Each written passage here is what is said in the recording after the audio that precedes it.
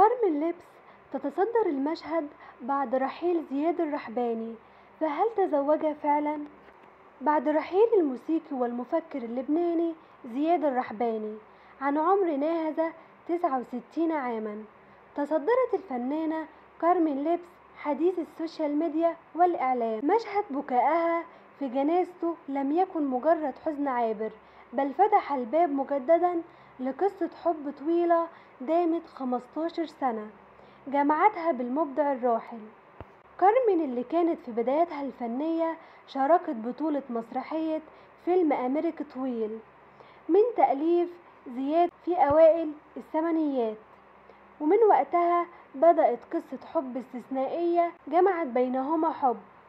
ووصفته كارمن في لقاءات سابقة بأنه اتفاق شرف أمام الله، تعهد بينهما بالحب والاحترام بدون أوراق رسمية وبدون زفاف تقليدي.